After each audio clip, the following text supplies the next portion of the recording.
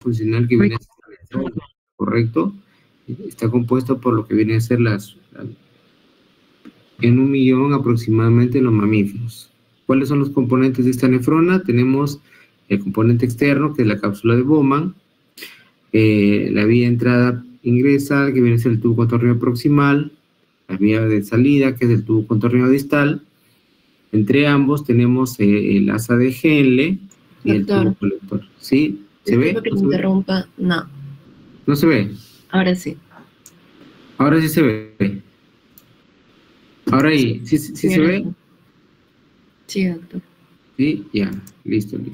Ya, muy bien, a ver, vamos a ver.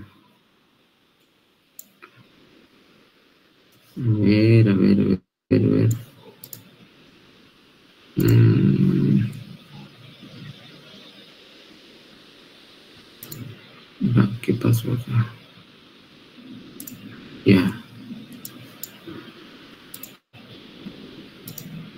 Ahora sí, vamos a observar, ya. Como vemos acá en esta imagen, tenemos la estructura del corte del riñón. Tenemos, a ver, la porción externa, la corteza, ¿ya? Hacia la parte más interna tenemos lo que viene a ser la médula renal. Y ya en la porción funcional tenemos las cálices menores, que van a confluir a una cáliz mayor hacia la pelvis, para fluir el filtrado, que es la orina, hacia el uréter. ¿Ya? En esta estructura de que tenemos nosotros del riñón, ¿sí se ve así o está muy chiquito, digamos? O lo comparto mejor de esta manera. Vamos a compartirlo así, toda la pantalla. Ya, ahora sí. Mejor, ¿verdad? ¿Sí? ¿Se ve, jóvenes? Sí, doctor. Sí, ya. Sí, doctor. Listo. En la estructura que tenemos acá del renal, vamos a ver entonces nosotros la principal, que tenemos el tubo de conexión, también acá la vía de ingreso urinario, ya tenemos el asa de Henle, la porción gruesa, la porción delgada, que lo han visto el ciclo anterior en fisiología, ya, y lo que son el tubo colector, ya, el tubo colector para el drenaje y evacuación de la orina.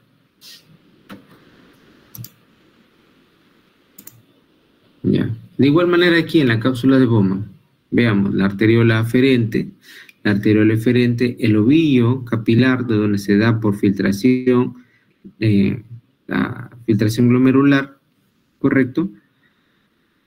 Y tenemos acá el tubo proximal hacia donde se va el drenaje, ¿ya? Ahora, esta porción es importante, la mácula densa, las células extraglomerulares, que van a ser componentes del aparato yuxtaglomerular, que va a ser para la regulación de la presión. Ahora, a nivel clínico, lo que nos interesa son los vasoconstrictores renales, ¿ya? En la arteriola aferente, tanto como la arteriola eferente, en ambos, ya hace vasoconstricción este estímulo, que es la norepinefrina, este neurón, ¿ya? Mientras que la angiotensina 2, ¿ya? Hace nula, o a veces sí lo hace, una sola intención, la arteriola aferente. En la arteriola eferente tenemos 2 veces más de efecto de la angiotensina 2. O sea, entonces, principalmente la angiotensina 2, donde su mayor acción se da a nivel de la arteriola eferente. Mientras tanto, la endotelina y el tromboxano tienen igual similitud de acción, tanto en la aferente como en la eferente. ¿Ya? Ahora, en los vasodilatadores renales, hay que tener en cuenta esto. La acetilcolina, el óxido nítrico y la dopamina tienen acción en ambas arteriolas, ¿ya? Mientras que estos componentes, que el PGI y el PGE, tenemos principalmente en la eferente no. La bradicinina principalmente es en la eferente. Acá tenemos cómo es que se da el filtrado glomerular, se da por la variación de las presiones. ¿Cuáles son las presiones que vamos a mantener acá? La presión hidrostática glomerular, ¿ya? La presión hidrostática capsular y la presión oncótica. Es de estas tres, ¿ya? La que viene a realizar la presión oncótica ejercida por las proteínas hacia en la luz del túbulo. De igual manera, la presión hidrostática capsular. Pero la presión glomerular se da a favor del gradiente. Entonces, esta diferencia de presiones, ya, de 18, 60 y 32, la diferencia de presiones es lo que nos da una resultante de 10 milímetros de mercurio. Entonces, esta es la presión efectiva a la cual se da la filtración glomerular, una presión de 10 milímetros de mercurio. ¿Cuáles son los procesos renales que se dan en esto, no? Tenemos la filtración renal, la secreción, la reabsorción y la excreción. Fisiológicamente, de todo el fluido de la arteriola, se filtran 180 litros por día. Pero de esos 180 litros se reabsorben. Ya sufre el proceso de la reabsorción tubular. Y da una resultante, un volumen de orina de 1,5 litros por día. Ya, cuando este volumen se incrementa en un paciente, pues hablamos de una poliuria, ¿no? Una poliuria.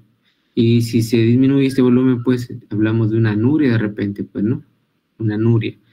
Las causas ya las vamos a estudiar. ¿Por qué tiende a aumentar este volumen urinario? ¿Por qué tiende a disminuir este volumen urinario? ¿Ya?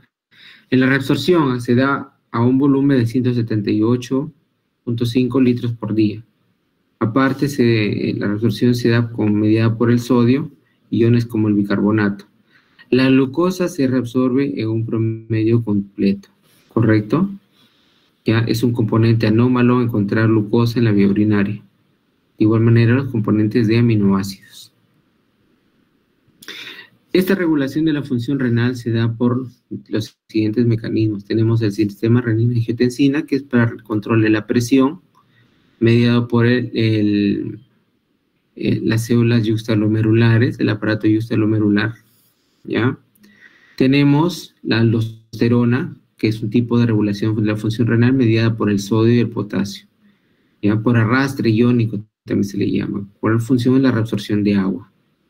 Tenemos también acción de las prostaglandinas, principalmente la PG1, la prostaglandina 1, que genera vasodilatación de las arteriolas aferentes. Y no menos importante, también tenemos el péptido natriurético auricular, que también participa en la regulación de la presión, acompañado del sistema renina-angiotensina. Este PNA o péptido natriurético auricular inhibe la reabsorción de sodio, renina y de aldosterona. Paralelamente, como activación nerviosa, tenemos la participación de los nervios simpáticos. ¿Ya? De los nervios simpáticos. Entonces, no olvidar cuáles son los principales componentes para la regulación de la función renal. Ahora, ya entrándonos a este proceso, cuando el riñón entra en un proceso de que no puede controlar o es insuficiente para realizar su propia función de la filtración glomerular, ¿ya? Y aparecen componentes anómalos en la vía urinaria, es que vamos a hablar de un proceso de una insuficiencia renal, ¿ya? Esta se clasifica, pues, de dos tipos, ¿no? La aguda y la crónica, ¿ya? A ver, para hablar de la aguda, entonces tenemos que saber primero lo que regulamos, a ver, la parte hidroelectrolítica, ¿ya? Entonces regula la composición del agua corporal, los componentes electrolíticos, también hay eliminación de productos del metabolismo y hay una síntesis a nivel renal de algunas hormonas. ¿Ya? Ya en el proceso de insuficiencia renal hablamos del fracaso renal, ¿ya? Es cuando la tasa de filtración glomerular disminuye. ¿Esto cómo lo vamos a medir que el riñón se vuelve o no se vuelve insuficiente? Lo vamos a ver de acuerdo a un parámetro que es la tasa de filtración, ¿ya? Y en la orina vamos a encontrar elevados productos nitrogenados en la sangre, ¿ya? Esto va a condicionar una falla de la homeostasis del medio interno, o sea, va a haber una retención proteica, vamos a encontrar aumento de la reabsorción de líquidos, va a haber aumento de líquido también en tejidos. Entonces, una serie de fallas van a continuar posterior a esto. Empezamos acá, a ver, en la falla renal aguda. Nosotros tenemos en la insuficiencia renal o falla renal aguda, tenemos los tres tipos. Cuando hablamos de una prerrenal, ya estamos hablando de un porcentaje de un 60%, es la principal la que se da. ¿correcto? La insuficiencia renal prerrenal. La posrenal es muy poco probable, también un porcentaje, un 5%. Pero la que vamos acá a ver propiamente del riñón es la intrínseca, un aproximado 35%. Esta se da, tenemos de 3 tipos. Puede ser una necrosis aguda, que es la principal, que se da estadísticamente. Tenemos la otra composición por nefritis intersticial, o no menos importante, tenemos la glomerulonefritis, ya que se da principalmente, también tenemos en niños, la glomerulonefritis. Ahora, de esta que se da estadísticamente mayor, la necrosis tubular aguda, tenemos de 2 tipos. Isquémica, hay una isquemia súbita que da una falla renal aguda, ¿ya? O tóxica, porque el paciente pues ha consumido alguna sustancia o se ha expuesto a alguna sustancia que pues ha condicionado súbitamente esta necrosis tubular aguda. Este síndrome clínico se caracteriza porque pues es persistente, ¿ya? Es rápida el proceso, ¿ya? Y se puede revertir. Vemos nosotros en el marcado urinario que los productos nitrogenados se van aumentando. ¿Cuáles son la urea y la creatinina? Ustedes como médicos generales tienen que siempre vigilar los 2 parámetros, la urea y la creatinina. Si esta urea y creatinina se eleva aproximadamente más de 2 veces, más del doble, pues inmediatamente estamos a una insuficiencia renal aguda, ¿ya? Con eso condiciona alteraciones de los electrolitos, ácido-base. Eso lo podemos medir con un examen llamado análisis de gases arteriales. Y clínicamente el paciente puede o no puede presentar oliguria, ¿no? O sea, la disminución del volumen urinario. ¿Cómo nosotros vamos a ver valorar esta insuficiencia renal aguda? A través de la tasa de filtrado glomerular. Es lo ideal, ¿no? Lo ideal. Y lo ideal es usar un parámetro que es la inulina. La inulina es un polímero, es un glúcido, la inulina, que pues no es metabolizable por el riñón ni por nuestro organismo. Y entonces al paciente se le hace beber una cantidad de inulina y la misma cantidad es la que debe excretar por la vía urinaria. Es la misma. De acuerdo a eso nosotros valoramos si el factor de esa tasa de filtración, cómo se encuentra. Tenemos, por ejemplo, el filtrado de inulina de la vía, nosotros tenemos en el plasma, el filtrado de la orina en la orina. Entonces, esta fracción entre la orina que tenemos en la inulina en la orina, sobre tenemos acá lo que tenemos en el plasma, tiene que ser similar, 1:1, ¿ya? 1:1, la misma cantidad. Este es lo que le conocemos como la tasa de filtración glomerular de inulina, o también le llamamos el clearance de inulina. Ya siempre tiene que ser un valor similar. Y si esto no se da, pues estamos sabiendo una retención de inulina. Y esta retención de inulina, ¿qué nos indica? Nos indica pues que este riñón está entrando en un proceso de una insuficiencia. O sea, es insuficiente de poder filtrar y generar todo restos tóxicos, ¿no? No lo está haciendo adecuadamente. Entonces ya vamos analizando que estamos entrando en un proceso de insuficiencia renal aguda. El otro marcador es la depuración de creatinina, también llamado clearance de creatinina, ¿no? A través de la fórmula de Crocroft, ¿ya? Con este factor.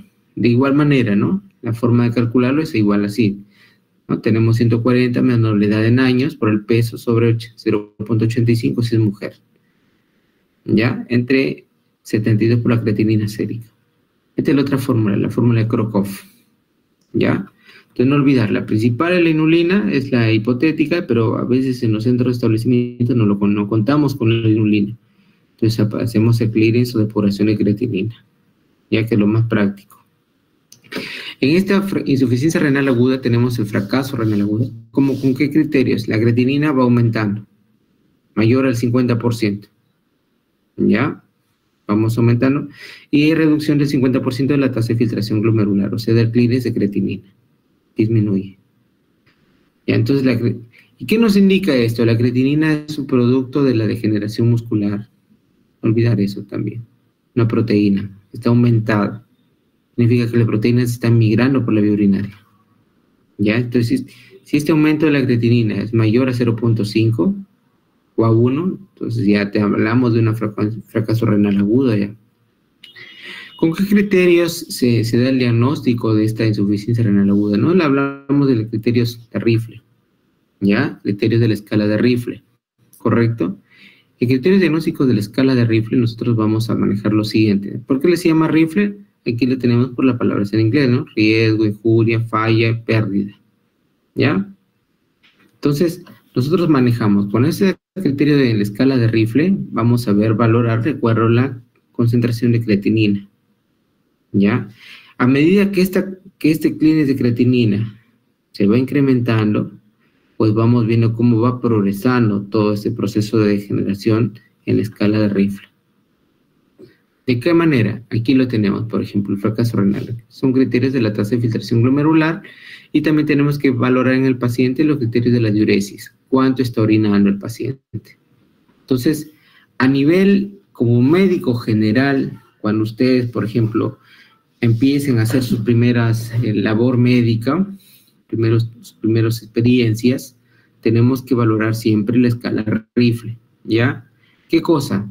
Clínicas de creatinina con la fórmula de Crocov y cuánto orina.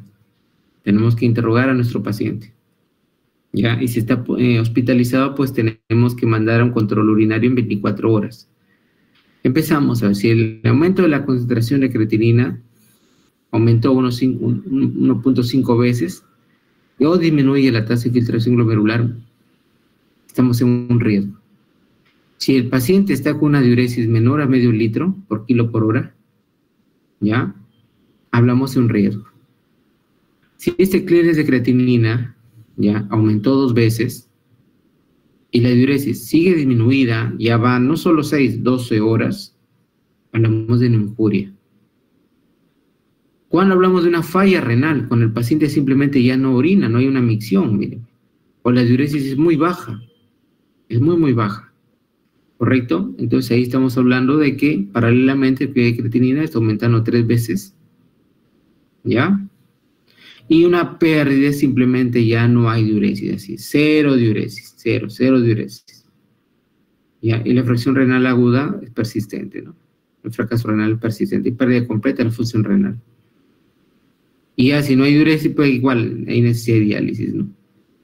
Entonces, esto es importante, no olvidar. Por la insuficiencia renal aguda tenemos que manejar 2 criterios. La tasa de filtrado glomerular y valorar la diuresis en el paciente.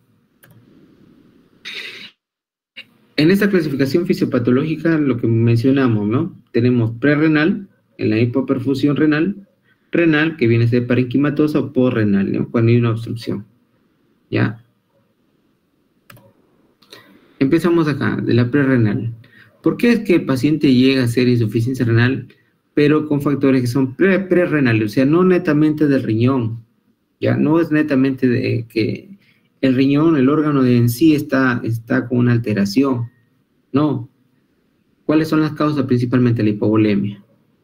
Hipovolemia, ya ustedes lo conocen, ¿no? Disminución del volumen sanguíneo. ¿Por qué? En pacientes por una hemorragia, por ejemplo, ¿no? Un paciente accidentado grave, súbito, con gran pérdida de sangre, entonces hablamos de una hemorragia, ¿ya? Hemorragia, pérdidas súbitas de volemia, entonces el riñón ya no tiene ese volumen que siempre estaba recibiendo para hacer su filtrado glomerular, entonces lo condicionan a una situación de una insuficiencia aguda, ya una insuficiencia renal aguda, esto principalmente.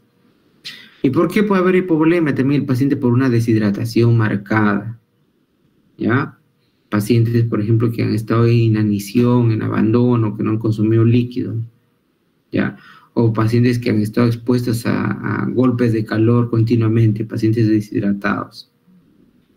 O lo siguiente, el atrapamiento del tercer espacio. ¿Qué viene a ser esto? Viene a ser pacientes, por ejemplo, que tienen hemorragias, pero hacia espacios. Por ejemplo, tenemos en el abdomen, tenemos en la pelvis, ¿ya? Pacientes. O también pacientes con alteraciones hepáticas también, ¿no? Que tienden a ser abundante secreción líquida, ¿ya? Una ascitis, entonces está perdiendo también. Son atrapamientos del tercer espacio. Entonces, como ven, todo nos condiciona hacia una hipovolemia. A la baja, la disminución del volumen sanguíneo. Hipovolemia. ¿Ya? Listo. Vamos al siguiente. El siguiente es un bajo gasto cardíaco. ¿Ya? Cuando nosotros hablamos de varios de sus compañeros están que me escriben. Ya después conversamos con los que todavía no ingresan. Y ahí vemos qué hacemos con ellos. Cuando nosotros hablamos de la otra causa de una insuficiencia prerrenal, hablamos de un bajo gasto cardíaco. También. ¿En qué casos, por ejemplo, hay bajo gasto cardíaco en corazón? También lo condiciona una insuficiencia, o sea, no tiene un buen volumen de bombeo. ¿Cuáles? Por ejemplo, un bloqueo auriculoventricular, un infarto del miocardio agudo, un taponamiento cardíaco, una embolia pulmonar. Ya, esas condiciones, ¿qué conllevan? Que el corazón no tenga un bombeo adecuado. Ya, no tenga un bombeo adecuado. Y como no tiene un bombeo adecuado, pues simplemente lo condicionan acá el riñón. De igual manera, no recibe un volumen adecuado sanguíneo y pues lo condicionan a una insuficiencia. La otra es una vasodilatación. Este proceso de vasodilatación, ya, se da por consumo exagerado de medicamentos que vienen a ser los antihipertensivos. Tenemos principalmente el captopril, el enalapril. Entonces, estos pacientes con consumo crónico o consumo de forma desordenada, pues principalmente estos antihipertensivos, condiciona que los vasos se dilatan y al dilatarse baja el volumen efectivo para la filtración. ¿Ya? Y esto condiciona a una insuficiencia renal aguda. Los anestésicos también condicionan a la vasodilatación y de igual manera la cocaína o las anfetaminas. ¿Ya? Lo siguiente es una vasoconstricción renal, en la cual los vasos sanguíneos que están llegando hacia la porción renal, pues se contrae. Una vasoconstricción igual, limitan lo que viene a ser el ingreso del flujo sanguíneo. Y la falla también de renal por uso crónico de los AINES, ¿ya? Y los IECA. ¿Cuáles son los IECA? Los inhibidores. El captopril, ¿correcto? El captopril. El enalapril, principalmente. No olvidar esto, ¿ya? Ahora, clínicamente, mi paciente, ¿qué va a manifestar cuando yo lo voy a examinar? El paciente está con una deshidratación marcada. Por ejemplo, la lengua la tiene seca, las mucosas orales, mucosa ocular la tiene seca, el paciente está deshidratado. Su piel principalmente la tiene escamosa, seca. ¿Ya? El volumen urinario disminuye drásticamente, hay una oliguria. Del 1,5 litros que debe ser normalmente, hay una oliguria menor a 400. El paciente ya no micciona mucho. O casos muy graves, llega a una anuria. ¿Ya? Entonces, con toda esta retención, ¿ya? Este produce una retención de sustancias tóxicas que van a generar una alteración del sensorio. Y esa alteración del sensorio, pues, conlleva un trastorno de conciencia. ¿Ya? ¿Y qué más tenemos acá? Una hipotensión. ¿Ya? Sus valores de la tensión arterial tienden a disminuir. Ahora, en casos del paciente esté colateralmente con un proceso infeccioso severo, una sepsis, ¿ya? También va a llevar a este proceso, una anafilaxia. Ahora, en gestantes, este proceso de la insuficiencia renal prerrenal nos lleva a una preeclampsia, ¿ya? A una hipercalcemia. ¿Por qué? Por el uso aumentado de AINES y de IECAS, ¿ya? A ver, veamos acá. Esta hipovolemia, al haber una hipovolemia, sea debido a cardíaca, sea por inanición, ¿qué condiciona? Condiciona que se activa el sistema nervioso, ¿ya? Se activa el sistema renina-angiotensina y la liberación de hormona antidiurética, y a nivel renal aumenta la síntesis de prostaglandinas. Todos estos primeros 3 mecanismos que generan una vasoconstricción periférica, inhibición de la pérdida de sal, aumenta la retención de sal y agua y aumenta el consumo de sed, el estímulo de la sed. ¿Ya? Ahora, paralelamente, las prostaglandinas, ¿qué van a generar? Vasodilatación de las arteriolas. ¿Correcto? Signos y síntomas que vamos a ver acá en este fracaso renal. Vemos a ver, signos. Estos signos los tienen que ver ustedes y los vamos a practicar con el grupo, ¿ya? Y tienen que averiguarlos. ¿Qué es el signo del pliegue? El signo del pliegue es cuando nosotros cogemos la piel Lo plegamos y vemos a ver su rápida, debería rápidamente volver a su posición inicial. Pero si eso no sucede, pues hay una resequedad en la piel. Pues nos condiciona, el signo del pliegue. ¿Ya? Paralelamente el paciente pues demuestra sed, su mucosa está seca. Aquí está, ve, sequedad de piel, de mucosas. ¿Ya? El paciente manifiesta astenia, fatigabilidad, mareo, ¿ya? Una hipotensión ortostática. Ortostática significa la bipedestación en la posición regular y el paciente pues se marea, ¿ya? Su frecuencia cardíaca aumenta. ¿Por qué? Porque es que el corazón necesita mayor volemia y al no haber esa volemia requerida, pues incrementa su frecuencia cardíaca para tratar de satisfacer al riñón. Pero como eso no sucede, aumenta la frecuencia cardíaca y una taquicardia. ¿Ya? El paciente manifiesta calambres. Al disminuir la presión, el paciente ya hay alteración de las presiones en el sensorio. Ya tenemos en el bulbo raquídeo, en la protuberancia, entonces el paciente ya entra en un estado de confusión o simplemente de letargia. ¿Ya? Ahora, analíticamente, los valores que vamos a encontrar, aumento de proteínas totales. En el plasma tenemos aumento de la urea y creatinina. ¿Ya? Y la clínica de creatinina con urea es mayor a 20 a 1. O sea, hay una tremenda retención de urea. ¿Ya? El aumento de urea es marcado. Este aumento de urea es tóxico. ¿Por qué? Porque el aumento de esta urea tóxica nos va a conllevar a la confusión, a la letargia. ¿Ya? La urea es muy tóxica para el sistema nervioso. ¿Ya? Por eso conlleva eso. Los pacientes que usted empiece a manejar y note que hay aumento de la urea, pues estos pacientes usted rápidamente tiene que preocuparse porque clínicamente usted está llevando, este paciente se está conduciendo a un estado de confusión. ¿Ya? Ahora, intrínsecamente nosotros vamos a ver qué cosa hay dentro del riñón. Tenemos a ver. Cuando ya tenemos la insuficiencia intrínseca que es propia dentro del órgano del riñón, tenemos a ver por qué causa se puede dar. Porque principalmente, la principal es la necrosis tubular aguda. Esta es la principal. ¿Ya? ¿Y por qué es que se da esta necrosis tubular aguda? Por lesión de los túbulos renales.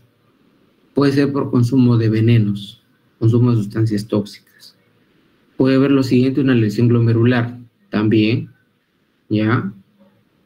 O una lesión túbulo intersticial.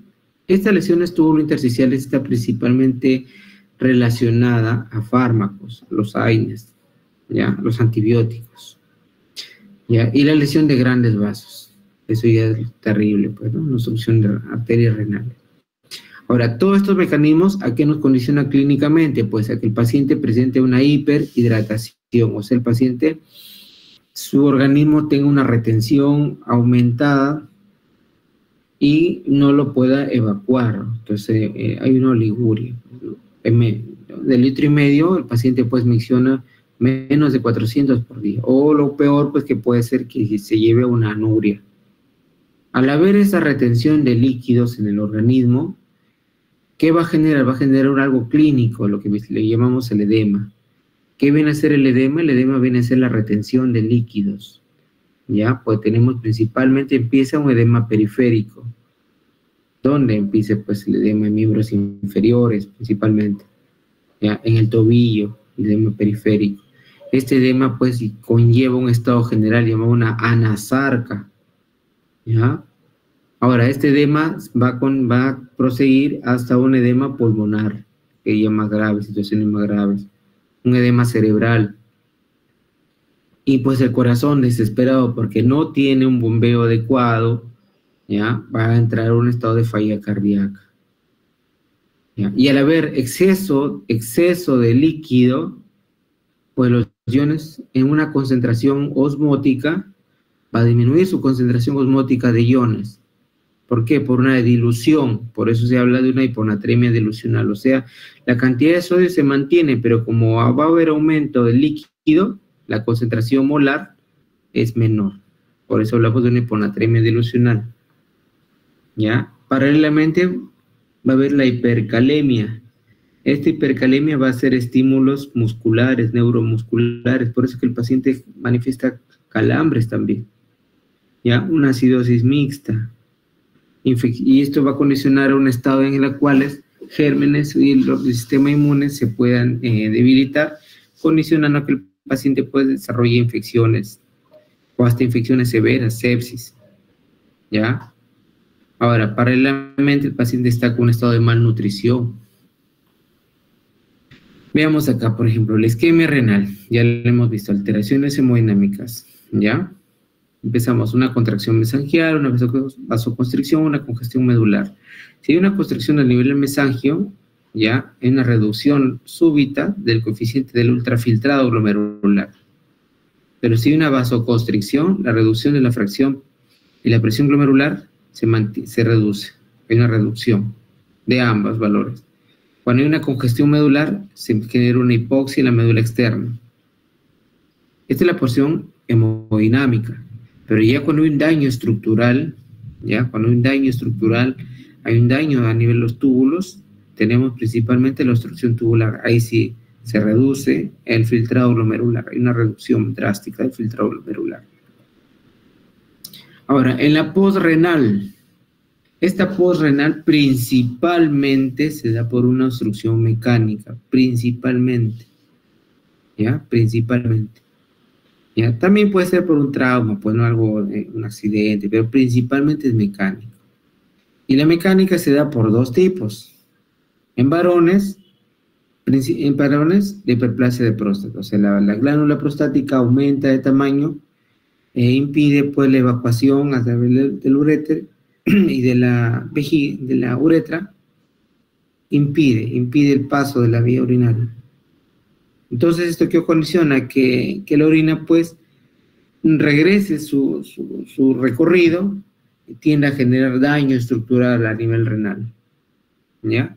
La otra posibilidad son quistes, son tumores, coágulos, ¿no? O también nosotros podemos hablar de litiasis, ¿ya? Formaciones litiásicas en toda la vía renal.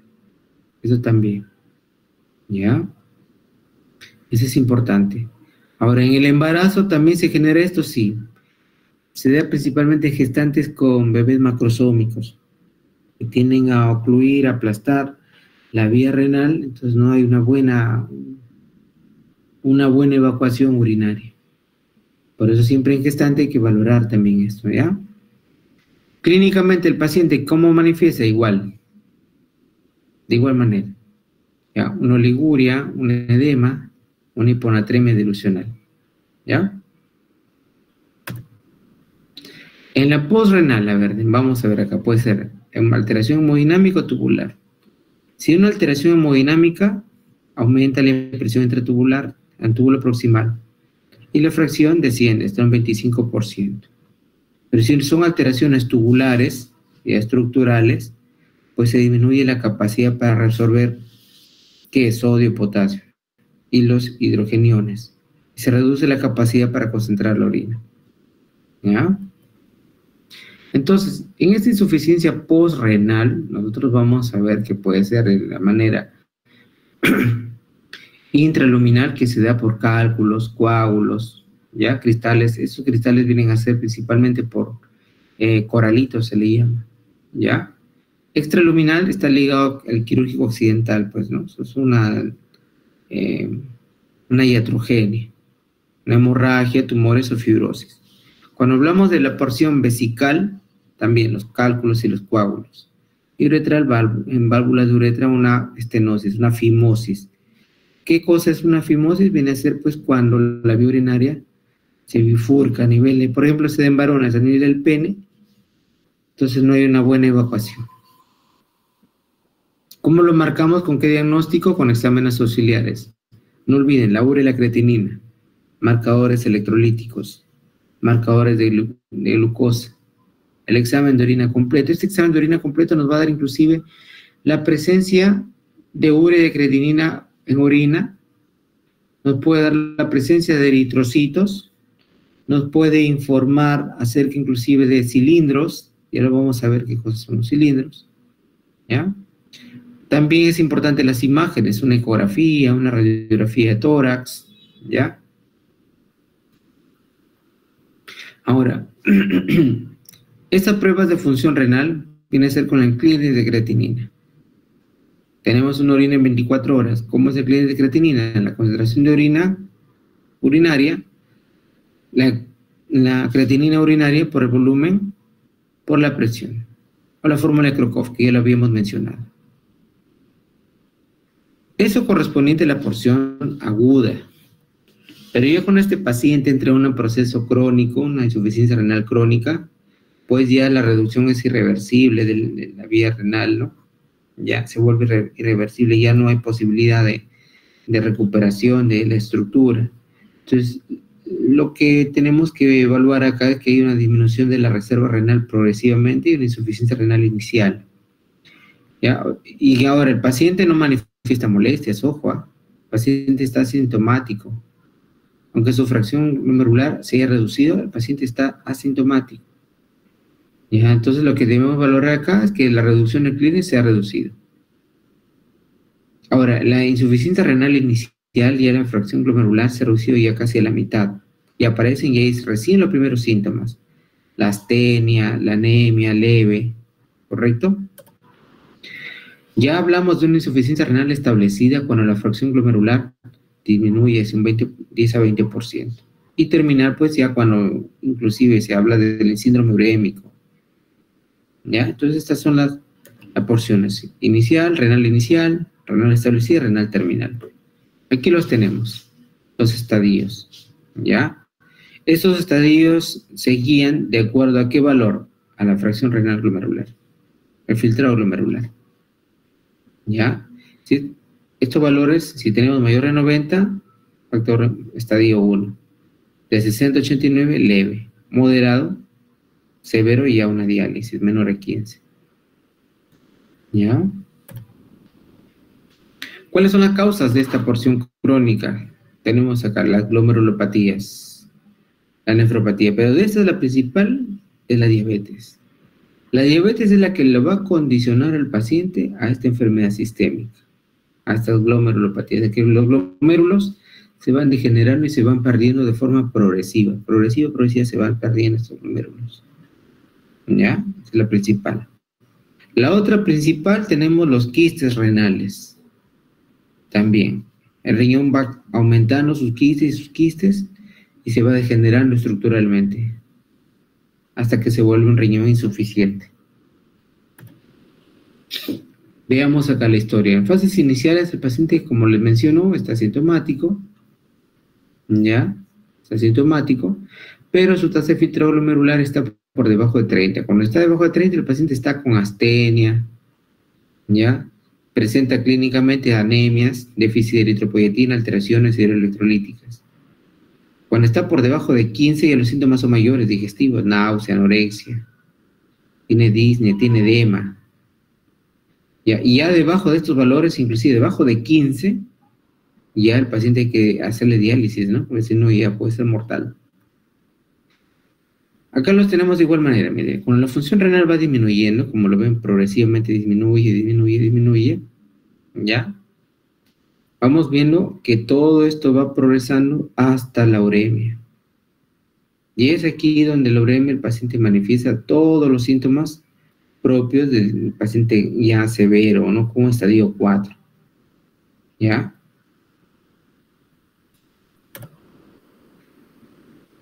Esta disminución del número de nefronas funcionales, principalmente la enfermedad, no les dije, no se olviden, por favor, la diabetes y los quistes, la poliquistosis renal, ¿qué cosa nos va a condicionar? Una vasodilatación preglomerular, aumento del flujo plasmático de las nefronas, aumento de la presión glomerular, y todo esto va a condicionar a la proteinuria, o sea, va a haber aumento de la concentración de proteínas en orina. ¿Ya? Por otro lado, tenemos la hipertrofia glomerular, los glomérulos se hipertrofian, y es una glomerulosclerosis. Y esto condiciona una insuficiencia renal progresiva. Las alteraciones urinarias que nosotros vamos a ver acá, tenemos las proteínas en orina. Normalmente las proteínas que se eliminan son de 150 en 24 horas. No se olviden, jóvenes, ¿eh? 150 en 24 horas. ¿Ya? Pero cuando hablamos de una proteinuria, cuando aparecen proteínas, mayor a 150. Entonces, esos valores siempre tienen que recordarlos. 150 en 24 horas, proteínas en orina. ¿Ya? Entonces, veamos acá. Si esta concentración va variando, entonces es ahí donde nosotros vamos a analizar la proteinuria, pues. Si lo hemos visto. Esta proteína selectiva, veamos acá, principalmente sea por proteínas de bajo peso molecular, la albúmina. Cuando encontramos esto, siempre nuestro diagnóstico se inclina hacia una lesión glomerular. Pero hablamos de una no selectiva cuando nos indicamos, por ejemplo, todas las fracciones proteicas del plasma se van elevadas. Entonces también tenemos acá indicativo de una lesión glomerular, hay más grave. Por ejemplo, ya una amiloidosis renal, que es una enfermedad bien rara. ¿Ya? Tenemos la otra, la proteína monoclonal, proteinuria monoclonal. Es como el marcador, se llama el marcador de Vence-Jones. ¿Ya? Esa es ya una enfermedad más severa, ¿no? Un mieloma múltiple. Ahora, una microalbuminuria, cuando tenemos un marcador de daño renal en hipertensos y diabéticos. Si la albuminuria se da a nivel microscópico. Entonces, esto nos va a condicionar que siempre va a haber hematíes por campo, la vía urinaria, los hematíes. Normalmente los hematíes o glóbulos rojos no deben existir en la vía urinaria. Y si lo hay, ¿por qué cosas que existen? Vamos a ver acá, si es con vía urinaria, puede ser una hemorragia uretral, un traumatismo, por ejemplo, una cistitis, una prostatitis, ¿correcto? Si son varones, principalmente se da por lesiones a veces en la colocación de la sonda vesical, que también tener eso, ¿no? A veces no, tenemos un falso diagnóstico, ¿ya? Renal, tenemos ya cuando es daño, por ejemplo, en el glomérulo, por cálculos. Esto lo vamos a corresponder con imágenes, ecografía, por ejemplo, ¿ya? Una extrarrenal cuando tenemos, por ejemplo, una hemofilia, una púrpura trombocitopénica. Miren, por ejemplo, acá una hematuria, miren. Este es un raspado de vía urinaria y aquí tenemos los glóbulos rojos. ¿Ya? Los glóbulos rojos que no deberían existir. Miren, sin núcleo, sin núcleo. Entonces, glóbulos rojos en vía urinaria, ese es un indicativo malo. Lo otro tenemos los componentes de cilindro, los cilindros hemáticos. ¿Qué son los cilíndricos? Son conglomerados de elementos celulares o proteicos. Ya tenemos los cuales, esto lo vamos a ver en la vía urinaria siempre. Todo el día lo van a ver ustedes, todo el tiempo. Ya, cilindros hialinos, hemáticos, ya, cilindros granulosos. Estos cilindros, ¿qué cosas están constituidos? Si son hialinos o proteínas. Cilindros hemáticos por glóbulos rojos, hematíes. Hemoglobinúricos, hemoglobina, ¿no? Si son del tipo granulosos, son por proteínas y hematíes. Son mixtos. Y los seres, que son más gruesos. Por ejemplo, miren este cilindro celular, mírenme. Este es un cilindro. Se encuentra, se observa a veces en la vía urinaria. ¿Ya? Este es un cilindro. Acá tenemos otro. Miren, un cilindro hemático, miren, puro glóbulo rojo. ¿Lo podemos observar? ¿Ya? Un cilindro hemático. Un cilindro mixto, mírenme.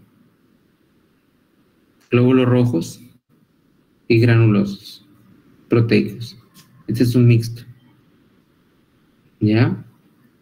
Ahora, entonces, volvamos. Esta proteinuria, ¿ya?